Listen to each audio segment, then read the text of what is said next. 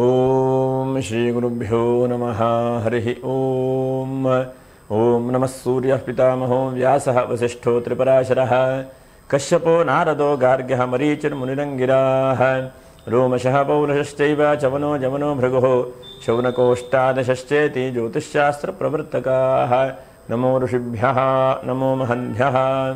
ಭಗವದ್ಭಕ್ತರೇ, ಭಗವಂತನು ಶುಭವನ್ನು ಉಂಟು ಮಾಡಲಿ. ವಿಶೇಷವಾಗಿ ಶನೈಶ್ಚರನ ಪರಿವರ್ತನೆ.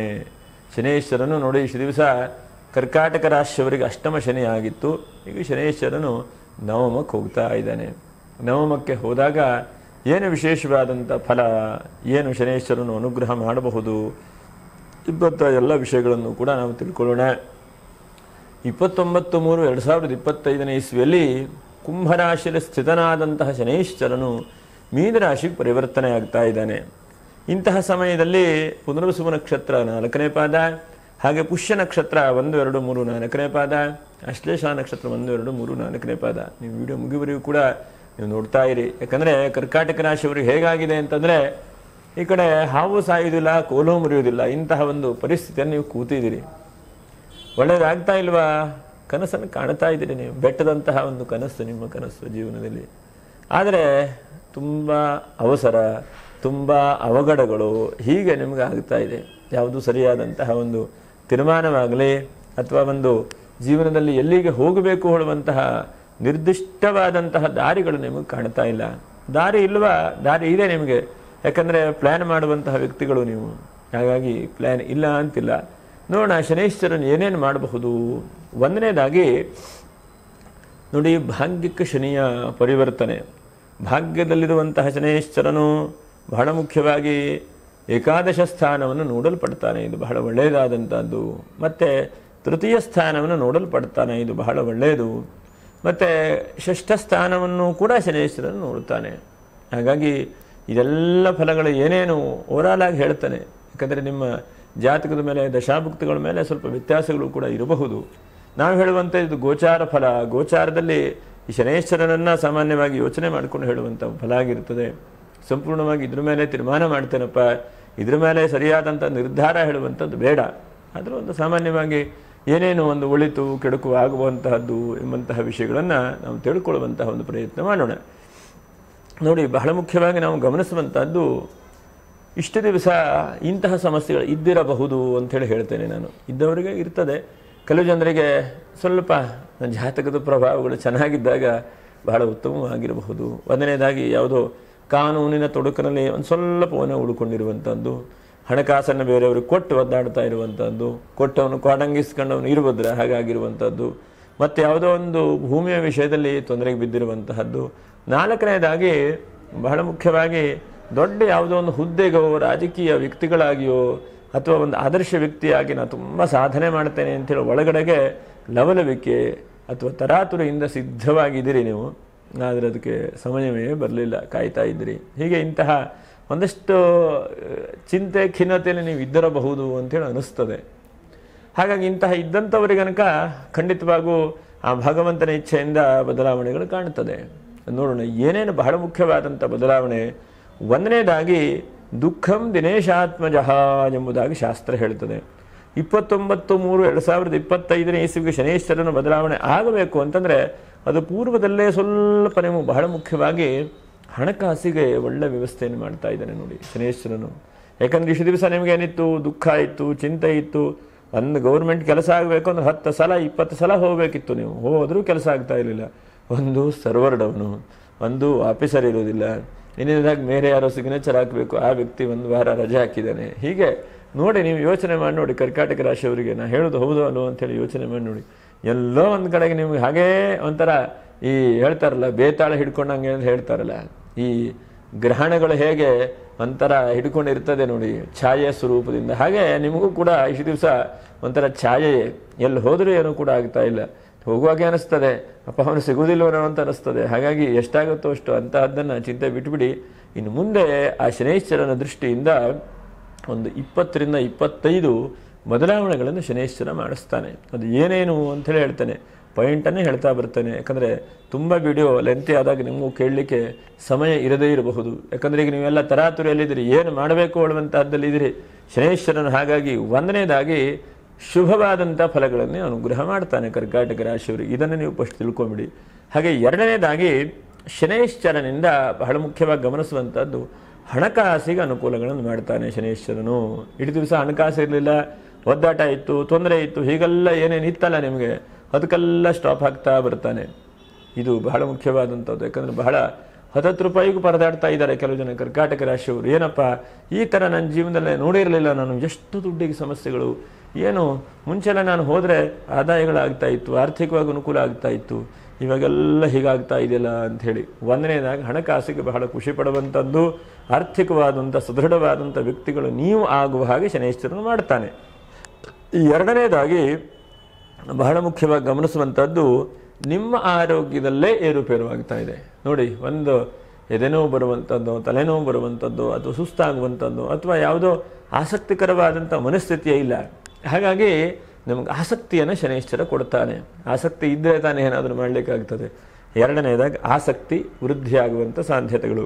ಮೂರನೇದಾಗಿ ನೋಡಿ, ಹಿಂದೆಲ್ಲ ಮಾಸ ಭವಿಷ್ಯದಲ್ಲಿ ಹೇಳ್ತಾ ಇದ್ದೆ ನಾನು, ಭೂಮಿಯ ವ್ಯವಸ್ಥೆಯಲ್ಲಿ ಕೋರ್ಟು ಕಚೇರಿಯಲ್ಲಿ ಏನೋ ಬದಲಾವಣೆ ಅಂಥೇಳಿ, ಅದನ್ನು ಒಳ್ಳೆ ರೀತಿಯಾದಂತಹ ತೀರ್ಮಾನಗಳು ಆಗದೇ ಇದ್ದವರಿಗೆ ಆಗೋ ಹಾಗೆ ಮಾಡ್ತಾನೆ. ಆಗಿದೆ ಅಂತಾದರೆ ಸಂತೋಷವೇ, ನೀವೇನಂತಹ ಚಿಂತೆ ಮಾಡಿಕೊಳ್ಳುವಂಥದ್ದು ಬೇಡ. ನಾಲ್ಕನೇದು ಮನೆಯಲ್ಲಿ ಮಂಗಳ ಕಾರ್ಯ ನೋಡಿ. ನಿಮ್ಮ ಮಕ್ಕಳಿರಬಹುದು, ಅಥವಾ ನಿಮ್ಮ ದೊಡ್ಡಪ್ಪ ಚಿಕ್ಕಪ್ಪನ ಮಕ್ಕಳಿರಬಹುದು, ಹೀಗೆ ಯಾರೋ ಒಂದು ಒಳ್ಳೆಯ ನಿಮ್ಮ ರಿಲೇಷನಲ್ಲಿ ಅಂತ ಹೇಳ್ತೇನೆ, ಅಥವಾ ನಿಮ್ಮ ಮುಂದಾಳತ್ವದಲ್ಲಿ ಅಂತಲೂ ಕೂಡ ಹೇಳಬಹುದು. ಯಾಕಂದರೆ ಶನೇಶ್ವರನು ಯಾವಾಗ ಭಾಗ್ಯಕರ್ತಾನೋ ಭಾಗ್ಯವನ್ನು ವೃದ್ಧಿ ಮಾಡ್ತಾನೆ. ಭಾಗ್ಯ ಅಂದರೆ ಓವರಾಲ್ ಆಗಿ ನಿಮ್ಮ ಜೀವನದಲ್ಲಿ ಈ ಒಂದು ಸಮಯ ಹೇಳುವಂಥದ್ದು ಮತ್ತು ಪುನಃ ಬರ್ತದೆ ಅಂತ ಹೇಳಲಿಕ್ಕಾಗುವುದಿಲ್ಲ. ಯಾವಾಗೂ ಭಾಗ್ಯದಲ್ಲಿರುವಂತಹ ಗ್ರಹನು ಭಾಗ್ಯ ಸ್ಥಾನವನ್ನು ವೃದ್ಧಿ ಮಾಡ್ತಾ ಹೋಗ್ತಾನೆ. ಹಾಗಾಗಿ ನಿಮ್ಮಿಂದ ಒಂದು 4 ಜನಕ್ಕೆ ಆದರ್ಶವಾಗಲಿ, ಮಾರ್ಗದರ್ಶನವಾಗಲಿ, ಅದರ ಜೊತೆಗೆ ಹಣಕಾಸಿಗೂ ಕೂಡ ಅನುಕೂಲವನ್ನು ಉಂಟು ಮಾಡಿದ್ದೇನೆ ಅಂತಲೇ ಹೇಳಿದ್ದೇನೆ. ಅನಂತರದಲ್ಲಿ ಬಹಳ ಮುಖ್ಯವಾಗಿ ಮಂಗಲ ಕಾರ್ಯಗಳು ನಡೆಯುವ ಹಾಗೆ ಮಾಡ್ತಾನೆ. ಅಥವಾ ನಿಮಗೆ ಮದುವೆ ಆಗಲಿಲ್ಲ ಅಂತಂದ್ರೂ ಎಲ್ಲ ಒಂದು ಕಡೆಗೆ ಆಗಬಹುದು. ಯಾಕಂದರೆ ಆಶ್ಲೇಷ ನಕ್ಷತ್ರದವರಿಗೆ ಸುಮಾರು ನೋಡಿದ ಹಾಗೆ ಬಹಳ ಒದ್ದಾಟದಲ್ಲಿ ಇದ್ದೀರಿ ನೀವು. ಮದುವೆ ಆಗೋ ಅಥವಾ ಮದುವೆಯ ಅನಂತರದ ಏನಾದರೂ ತೊಂದರೆಗಳಿದ್ದರೆ ಅದೆಲ್ಲ ಸ್ವಲ್ಪ ಪರಿಹಾರ ಆಗುವಂಥ ಸಾಧ್ಯತೆಗಳು ಕಾಣಿಸುತ್ತೆ. ಮದುವೆ ವಿಷಯದಲ್ಲೂ ಕೂಡ ಶುಭ ಅಂತ ಹೇಳಬಹುದು. ಹಾಗೆ ಏಳನೇದಾಗಿ ಗಮನಿಸುವಂಥದ್ದು, ಯಾರೊಬ್ಬರಿಗೆ ಹಣಕಾಸನ್ನು ಕೊಟ್ಟಿದ್ದೀರಿ ಅಥವಾ ಕೊಡಿಸಿದಿರಿ, ಇದು ಬಹಳ ಮುಖ್ಯವಾಗಿ ಗಮನಿಸುವಂಥದ್ದು.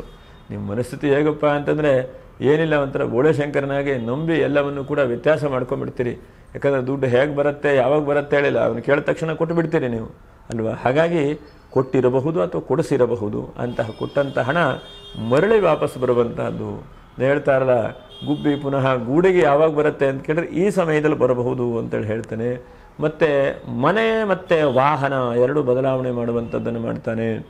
ತುಂಬ ದೊಡ್ಡ ಮನೆಯಲ್ಲಿದ್ದೀರಿ ಅಂತ ಇಟ್ಕೊಳ್ಳಿ, ಆ ಮನೆ ಬದಲಾವಣೆ ಆಗುವಂಥದ್ದು, ಅಥವಾ ಎಲ್ಲೋ ಒಂದು ಕಡೆಗೆ ಹೊರದೇಶದಕ್ಕೆ ಹೋಗಬೇಕು ಅಂತನೋ, ಹೊರದೇಶದಿಂದ ಬರಬೇಕು ಅಂತನೋ, ಅಥವಾ ಯಾವುದೋ ಒಂದು ನನಗೆ ಯಾಕಪ್ಪ ಇಷ್ಟಲ್ಲ ಅಂಥೇಳಿ ಏನೋ ಸ್ಥಾನಗಳನ್ನು ಮಾತ್ರ ಶನೇಶ್ವರ ಬದಲಾವಣೆ ಮಾಡ್ತಾನೆ. ಭಾಗ್ಯಕ್ಕೆ ಬಂದಾಗ ನಿಮ್ಮ ಭಾಗ್ಯ ಎಲ್ಲಿ ವೃದ್ಧಿಯಾಗತ್ತೆ, ನಿಮ್ಮ ಕೆಲಸ ಎಲ್ಲಿ ವೃದ್ಧಿಯಾಗತ್ತೆ, ಅಂತಹ ಭಾಗ್ಯವನ್ನು ಕೆಲಸವನ್ನು ಎರಡೂ ಕೂಡ ಶನೇಶ್ವರ ವೃದ್ಧಿ ಮಾಡ್ತಾನೆ. ಇದು ಬಹಳ ಒಳ್ಳೆಯದಲ್ವ. ಯಾಕಂದರೆ ಇದು ಇಲ್ಲ ಅಂತಾದರೆ ಎಷ್ಟು ಕಷ್ಟ ನೋಡಿ. ಹಾಗಾಗಿ ಶನೇಶ್ವರನು ಭಾಗ್ಯವನ್ನು ವೃದ್ಧಿ ಮಾಡ್ತಾನೆ. ಹಾಗೆ ಅನಂತರದಲ್ಲಿ ಬಹಳ ಮುಖ್ಯವಾಗಿ ಗಮನಿಸುವಂಥದ್ದು, ಜೀವನದಲ್ಲಿ ಯಾಕೋ ಒಂದು ಹಂತಕ್ಕೆ ನನ್ನ ಕೈಯಲ್ಲಿ ಆಗಲ್ಲ, ನನಗೆ ಸಿಗಲ್ಲ, ನನಗೆ ಯಾವುದೂ ಆಗ್ತಾ ಇಲ್ಲಪ್ಪ ಅಂತಂತಂದರೆ ಭಗವಂತನು ನಾನು ಇದ್ದೇನೆ ಅಂತೇಳಿ ಯಾವುದೋ ಒಂದು ಮಾರ್ಗದಲ್ಲೂ ಮಾಡ್ತಾನೆ. ಉದಾಹರಣೆಗೆ ಯಾವುದೋ ಒಂದು ಕೆಲಸಕ್ಕೆ ನೀವು ಹೊರಟಿದ್ದೀರಿ, ಕೆಲಸಕ್ಕೆ ಯಾರೂ ನಿಮ್ಮ ಸಪೋರ್ಟ್ ಮಾಡೋರೇ ಇಲ್ಲ. ಆವಾಗ ಯಾವುದೋ ಒಂದು ವ್ಯಕ್ತಿ ಅನಿರೀಕ್ಷಿತವಾಗಿ ನೀವು ಅವರನ್ನು ಕೇಳ್ತೀರಿ. ನೋಡಿ, ಒಂದು ಸಣ್ಣ ಉದಾಹರಣೆ ಹೇಳ್ತಾನೆ. ಯಾವುದೋ ಒಂದು ಆಫೀಸಿಗೆ ಹೋದಾಗ ನಿಮ್ಮ ಪರಿಚಯದವರು ಇದ್ದಾರೆ, ನನಗೆ ಕೆಲಸ ಆಗುತ್ತೆ, ತೀರಾ ಎಮರ್ಜೆನ್ಸಿ ಆಗಿರುತ್ತೆ, ನಿಮ್ಗೆ ಹೋಗಿರ್ತೀರಿ. ಅದರಲ್ಲಿ ಯಾರು ಪರಿಚಯ ಇದ್ದವರೇ ಬಂದಿರಲ್ಲ, ಯಾರನ್ನೂ ಕೇಳಲಿಕ್ಕಾಗಲ್ಲ, ನಿಮಗೆ ತೀರಾ ಗಾಬರಿ ಇರುತ್ತೆ. ಆವಾಗ ಆ ಸಮಯಕ್ಕೆ ನಿಮ್ಗೆ ಯಾರೋ ಒಂದು ಬೇಕಾದಂಥ ವ್ಯಕ್ತಿಗಳು ಬರ್ತಾರೆ, ಅವರು ಹೇಳಿ ಆ ಕೆಲಸ ಮಾಡಿಕೊಡ್ತಾರೆ. ಅಂದರೆ ಭಗವಂತನನ್ನು ನಾವು ಪ್ರತ್ಯಕ್ಷವಾಗಿ ನೋಡದೇ ಇದ್ದರೂ ಕೂಡ ಪರೋಕ್ಷವಾಗಿ ಯಾವುದೋ ಮೂಲಕವಾಗಿ ಭಗವಂತನ ಅನುಗ್ರಹ ಮಾಡ್ತಾನೆ. ಪರೋಕ್ಷ ಪ್ರಿಯ ಇವ ಹಿ ದೇವಾಹ, ಭಗವಂತನು ನಮ್ಮನ್ನು ಪರೋಕ್ಷವಾಗಿ ನೋಡ್ತಾನೆ ಇರ್ತಾನೆ, ಪರೋಕ್ಷವಾಗಿ ಯಾವುದೋ ಒಂದು ರೀತಿಯಲ್ಲಿ ನಮಗೆ ಅನುಗ್ರಹ ಮಾಡ್ತಾನೆ. ಇದು ಬಹಳ ಮುಖ್ಯವಾಗಿ ಗಮನಿಸುವಂಥದ್ದು. ನೋಡಿ, ನಿಮ್ಮ ಜೀವನದಲ್ಲಿ ಒಂದು 2.5 ವರ್ಷದಲ್ಲಿ ಈ ಘಟನೆಗಳು ನಡೀತದೆ, ಖಂಡಿತ ಬಿಡುವುದಿಲ್ಲ. ನೋಡಿ, ನೀವು ಯೋಚನೆ ಮಾಡ್ತಾ ಇರಿ. ಹಾಗೆ ಅನಂತರದಲ್ಲಿ ಅನಿರೀಕ್ಷಿತವಾದಂಥ ಧನಾಗಮನ. 10ನೇದಾಗಿ ನೋಡಿ, ಇದು ನಾನು ಹೇಳ್ತಾ ಇರುವಂಥದ್ದು ನಿಮಗಿಂದ ಆಗಿರಬಹುದು, ಆಗದೇ ಇರುವಂಥ ವ್ಯಕ್ತಿಗಳು ಅನಿರೀಕ್ಷಿತವಾದಂಥ ಧನಾಗಮನ. ಇಲ್ಲ ಒಂದು ಕಡೆಗೆ ದುಡ್ಡು ಬರುತ್ತೆ, ಬಿಸ್ನೆಸ್ ಆಗತ್ತೆ ಅಂದ್ಕೊಂಡಿರುವಂಥದ್ದಿಲ್ಲ, ಆದರೂ ಕೂಡ ಹಣ ಬಂದು ಅನುಕೂಲ ಆಗ್ತದೆ. ಹಾಗೆ 12ನೇದಾಗಿ ಯಾವುದೋ ನಿಲ್ಲಿಸದಂತಹ ಬಿಸ್ನೆಸ್ಸನ್ನು ಮುಂದುವರಿಸ್ತೀರಿ. ಇದು ಭಾಳ ಮುಖ್ಯವಾದ್ದಲ್ವಾ? ಯಾಕಂದರೆ ಬಿಸ್ನೆಸ್ ಮಾಡೋದು ನಿಲ್ಲಿಸೋದು ಇಂತಹ ಒಂದು ಮೆಂಟಾಲಿಟಿ ಜಾಸ್ತಿ ಇದೆ ಕರ್ಕ ರಾಶಿಗೆ. ಏನಂತಂದರೆ ಸ್ಥಿರವಾದಂತಹ ಬುದ್ಧಿ, ಸ್ಥಿರವಾದಂತಹ ಮನಸ್ಸನ್ನು ಮಾಡೋದಿಲ್ಲ. ಆವಾಗ ಅಲ್ಲಿ ಇಲ್ಲಿ ಹೋಗ್ತಾ ಬರ್ತದೆ. ಹಾಗಾಗಿ ನೀವು ಯಾವ ಬಿಸ್ನೆಸ್ಸನ್ನು ನಿಲ್ಲಿಸಿದಿರೋ, ಯಾವ ಬಿಸ್ನೆಸ್ಸನ್ನು ಮಾಡಿ ಹಿಂದೆ ಮುಂದೆ ಆಗಿದೆಯೋ ಅದನ್ನು ಮುಂದೆ ತೆಗೆದುಕೊಂಡು ಹೋಗ್ತಾ ಇರ್ತೀರಿ. ಇದು ಒಳ್ಳೆಯದಾದಂಥ ಫಲ ಅಲ್ವಾ? ಅನಂತರದಲ್ಲಿ ಯಾವುದೋ ಒಂದು ಸ್ವಂತವಾದಂಥ ಬಿಸ್ನೆಸ್ ಮಾಡಬೇಕು ಹೇಳುವಂತಹ ಹಠ, ಚಿಂತೆ, ಯೋಚನೆ ಇದ್ದಂಥ ವ್ಯಕ್ತಿಗಳಿಗೆ ಒಂದು ಸ್ವಂತ ಬಿಸ್ನೆಸ್ ಮಾಡುವಂಥ ಐಡಿಯಾವೂ ಕೂಡ ಬರುತ್ತೆ. ಹಣಕಾಸಿಗೆ ಭಗವಂತ ಎಲ್ಲೋ ಕೂಡ ಅನುಕೂಲ ಮಾಡ್ತಾನೆ, ಎಲ್ಲೋ ಒಂದು ಕಡೆ ಹಣಕಾಸು ಬರುವ ಹಾಗೆ ಅನುಕೂಲ ಆಗೋ ಹಾಗೆ ಮಾಡ್ತಾನೆ.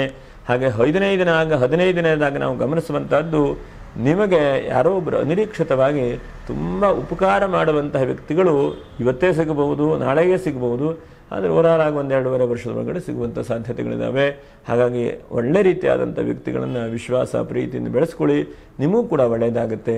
ಯಾಕಂದರೆ ನಾವು ಪರಸ್ಪರ ಏನು ಮಾಡ್ತೇವೆಯೋ, ಏನು ಹೇಗೆ ಕೇಳ್ತೇವೆಯೋ, ಏನನ್ನು ಮನಸ್ಸಲ್ಲಿ ಚಿಂತೆ ಮಾಡ್ತೇವೆ, ಹಾಗಾಗುವಂಥ ಸಾಧ್ಯತೆಗಳು ಬಹಳ ಇರುತ್ತೆ. ಎಷ್ಟೋ ಸಲ ನಾವು ಕೆಟ್ಟದನ್ನೇ ಯೋಚನೆ ಮಾಡ್ತಾ ಇದ್ರೆ ಕೆಟ್ಟದಾಗ್ತಾ ಬರುತ್ತೆ. ಆದಷ್ಟು ಸಕಾರಾತ್ಮಕವಾದಂಥ ಚಿಂತೆಯನ್ನು, ಒಳ್ಳೆಯ ಕೆಲಸಗಳನ್ನು ನಾವು ಮಾಡುವಂಥ ಚಿಂತನೆ ಮಾಡ್ತಾ ಇರಬೇಕು. ಹಾಗಾಗಿ ನೀವು ಇನ್ನೊಬ್ಬರಿಗೆ ಒಳ್ಳೆಯದನ್ನು ಬಯಸ್ತಾ, ನೋಡ್ತಾ, ಹೇಳ್ತಾ, ಕೇಳ್ತಾ ಇದ್ರಿ, ನಿಮಗೂ ಕೂಡ ಒಳ್ಳೆಯದೇ ಆಗ್ತಾ ಬರುತ್ತೆ. ಹಾಗಾಗಿ ಚಿಂತೆ ಮಾಡೋದು ಬೇಡ. ಒಳ್ಳೆ ರೀತಿಯಾದಂತಹ ಬದಲಾವಣೆಗಳು, ಅವಕಾಶಗಳನ್ನು ಭಗವಂತ ಅನುಗ್ರಹ ಮಾಡ್ತಾನೆ. 16ನೇದಾಗಿ ಹಳೆ ಮನೆ ಅಥವಾ ಹಳೆ ರೀತಿಯಾದಂಥದ್ದು ಏನಾದರೂ ಇದ್ರೂ ಕೂಡ ಅದನ್ನು ಮಾರಿ, ಈಗ ಉದಾಹರಣೆಗೆ ಯಾವುದೋ ಒಂದು ತಂದೆ ಅಜ್ಜನ ಕಾಲದ ಮನೆ, ಭೂಮಿ ಇದೆ ಅಂತಂದರೆ ಅದನ್ನು ಡೆಮೊಲಿಷನ್ ಮಾಡಿ ಹೊಸದಾಗಿ ಕಟ್ಟುವಂತಹ ಅವಕಾಶಗಳಾಗುತ್ತೆ. ಹಾಗೆ ವಿದ್ಯಾರ್ಥಿಗಳ ಜೀವನಕ್ಕೆ ಬಹಳ ಉತ್ತಮ ಅಂತೇಳಿ ಹೇಳ್ತಾನೆ. ಇದು ಬಹಳ ಮುಖ್ಯವಾಗಿ ನೋಡಿ, ಎಷ್ಟೋ ಜನ ಈ ರಾಶಿಯವರು ವಿದ್ಯಾರ್ಥಿಗಳು ಓದ್ತಾ ಇದ್ರಿ, ಚಿಂತೆ ಆಗ್ತಾ ಇದೆ, ಟೆನ್ಷನ್ ಆಗ್ತಾ ಇದೆ, ಹೀಗೆಲ್ಲ ಇರುತ್ತೆ. ಆದರೆ ವಿದ್ಯಾರ್ಥಿಗಳ ಜೀವನಕ್ಕೆ ಒಳ್ಳೆ ರೀತಿಯಾದಂಥ ಫಲಗಳನ್ನು ಕೊಡ್ತಾನೆ. 18ನೇದಾಗಿ ನಿಮ್ಮ ಮನಸ್ಸಿನಲ್ಲಿ ಈ ಒಂದು ವರ್ಷ ಇರಬಹುದು, ಒಂದು ಪಾರ್ಟ್ ಟೈಮ್ ಕೆಲಸ ಮಾಡೋಣ, ಸೈಡಲ್ಲಿ ಏನೋ ಒಂದು ಬಿಸ್ನೆಸ್ ಮಾಡೋಣ, ಇಲ್ಲ ಒಂದು ನಾನು ಮಾಡಿದ್ರೆ ಅನುಕೂಲ ಆಗುತ್ತಲ್ಲ, ಹೀಗೆಲ್ಲ ಅಂದ್ಕೊಳ್ತಾ ಇದ್ರೆ ಅದು ಬಹಳ ಒಳ್ಳೆಯದು. ಅದು ನಿಮಗೆ ಈ ಸಮಯದಲ್ಲಿ ಕ್ಲಿಕ್ ಆಗುತ್ತೆ, ಚಿಂತೆ ಮಾಡಬೇಡಿ, ಇದನ್ನು ಮುಂದುವರಿಸ್ಕೊಂಡು ಹೋಗ್ತಾ ಬನ್ನಿ, ಇದರಿಂದ ಬಹಳ ಶುಭವಾದಂಥದ್ದು ಅನುಕೂಲ ಆಗ್ತದೆ.